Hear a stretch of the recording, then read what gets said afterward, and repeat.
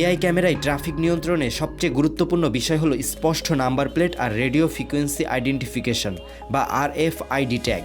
তবে এখনও বড় চ্যালেঞ্জ হয়ে দাঁড়িয়েছে অস্পষ্ট এবং অঅনুমোদিত নাম্বার প্লেট। অনেক লোকের দেখে নাম্বার প্লেটটা ইঞ্জিন নাম্বার দিয়ে গাড়ি চালাইতেছে। হ্যাঁ, তাই এটা তো ঠিক না, আনফেয়ার। আগামী সপ্তাহ থেকে BRTA এর অনুমোদিত রেজিস্ট্রেশন নাম্বার প্লেট এবং RFID ট্যাগ ছাড়া চলাচল করা যানবাহনের বিরুদ্ধে কঠোর আইনি ব্যবস্থা নেওয়া হবে। পরীক্ষামূলকভাবে গত 7 মে রাজধানীর বিভিন্ন সড়কে শৃঙ্খলা ফেরাতে এআই চালিত ক্যামেরা এবং প্রসিকিউশন ব্যবস্থা চালু করেছে ঢাকা মেট্রোপলিটন পুলিশ। এর ফলে এখন আর অনেক চালকই সিগন্যাল ভাঙতে সাহস পাচ্ছে না।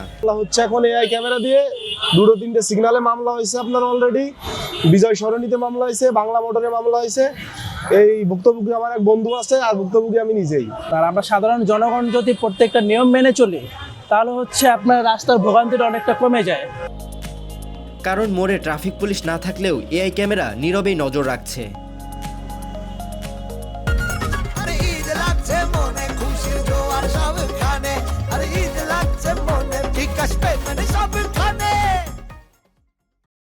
সিগন্যাল অমান্য, উল্টো পথে চলাচল, হেলমেট ছাড়া মোটরসাইকেল চালানো, সিটবেল্ট ছাড়া গাড়ি চালানো সবকিছুই ধরা পড়ছে স্মার্ট ক্যামেরায়। পরে সেই ফুটেজ যাচাই করে পাঠানো হচ্ছে ডিজিটাল মামলার নোটিশ। মামলা আমাদের ডিএমপি থেকে যেটা জানানো হয়েছে, গত 4-5 দিনে প্রায় 300+ মামলা হয়েছে। আর বিষয়টা এমন না যে হ্যাঁ আমি সিগন্যাল ভায়োলেট করে গেলাম আমার নামে মামলা হয়ে গেল। এটা আসলে মূলত যাচাই বাছাই করা হবে কোন গাড়িগুলা সিগন্যাল ভায়োলেট করে গেছে।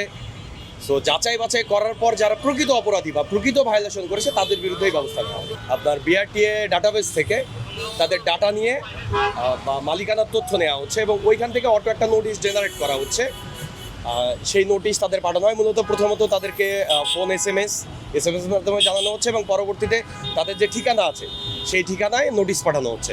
শাহবাগ, বাংলা মোটর, কারওয়ান বাজার, কাকরাইল, বিজয় সরণি, রামপুরা ও গাবতলী রাজধানীর বিভিন্ন গুরুত্বপূর্ণ পয়েন্টগুলোতে বসানো হবে এই স্মার্ট ক্যামেরা। আমাদের এখন 8টা সিগন্যালে চালু হওয়ার কথা, বাট এখন পর্যন্ত 4টা সিগন্যালে অপারেশনাল, আরও 4টার কাজ চলছে। খুব রিসেন্টলি হয়তো সেটা কমপ্লিট হয়ে যাবে। আবার অনেকেই কৌতূহল প্রকাশ করছে, এআই মামলা থেকে কি সত্যি বাঁচা সম্ভব?